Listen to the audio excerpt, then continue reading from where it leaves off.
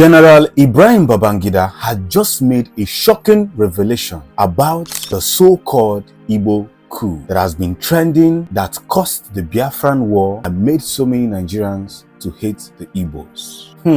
This is shocking. But before I reveal what General Ibrahim Babangida said in his book that he recently released, A Journey to Service, let's first of all revisit the history that has to do with the Igbo coup. On 15th January 1996, rebellious soldiers led by Kaduna Nzogu and 4 others carried out a military purge, unliving 22 people, including the Prime Minister of Nigeria, many senior politicians, senior army officers and their wives, and sentinels on protective duty. The coup plotters attacked the cities of Kaduna, Ibadan and Lagos, while also blockading the Niger and Benue River within a 2-day time span before being overcome by loyalist force. Although the coup was considered a failure, it still resulted in a change from an elected government to a military government, albeit led by a different set of senior officers. It also marked the state of a succession of military coups in Nigeria. So this was the first kind of coup that happened in Nigeria, and they tagged it Igbo coup. Do you know why they tagged it Igbo coup? Because the person who is in charge of this Igbo coup was bearing an Igbo name, Kaduna Nzogu. But now let me break down the revenge they did on the Igbos after these lies was told against the Igbos. The Nigerian counter coup happened after this very coup that happened. The 1996 Nigerian counter coup, also known as the July Remarch, was the second of many military coups in Nigeria. It was masterminded by Lieutenant Colonel Murtala Muhammad and many other northern military officers.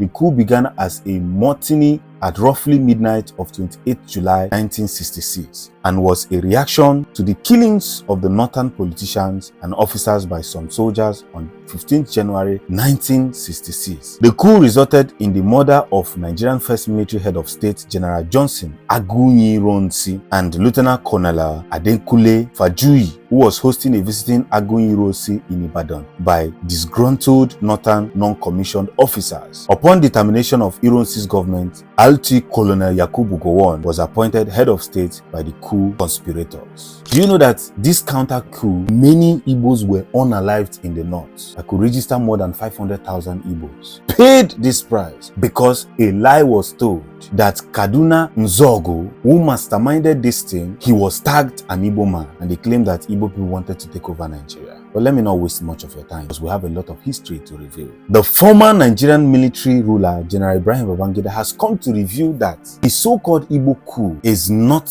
for the interests of the Igbos. The reason why these officers carried this thing was because they want to make Obafemi Awolowo the prime minister. It's more like they want to restructure Nigeria. So they wanted to make Obafemi Awolowo the prime minister after they release him from prison. And the so-called Kaduna Nzogu, though he bears an Igbo name, identifies as a northerner. He speaks Hausa fluently. Even the president of Nigeria of that time, which is Nnamdi Azikiwe, was one of those people in the list to be executed by this so-called Kaduna Nzogu. And this same coup was stopped by an Igbo man. So the person that stopped this coup from happening was an Igbo man, and they refused to mention this thing. And furthermore, Babangida pointed out that the coup was ultimately crushed by Major John Obienu, an officer of Igbo extradition, reinforcing the argument that it was not an ethnic uprising, but rather a failed military intervention with specific political objectives. Then after the takeover of Gowon, here comes the Biafran war. Remember that Ojukwu was accused that he was the one that started the war. Very soon, the real truth will come out, because historically, it was not Ojukwu that started the war. It was Gowon and some of the lies he told in Ghana. Well, Nigeria is getting it right. History will prove it point that from the time starts, Igbos have been innocent of every accusation. They are just looking for different ways to hate on the Igbos. But Igbos will keep striving. One of the strongest tribes in the world. If you have not subscribed to the channel, do not forget to subscribe, like and share our videos. Thanks for watching.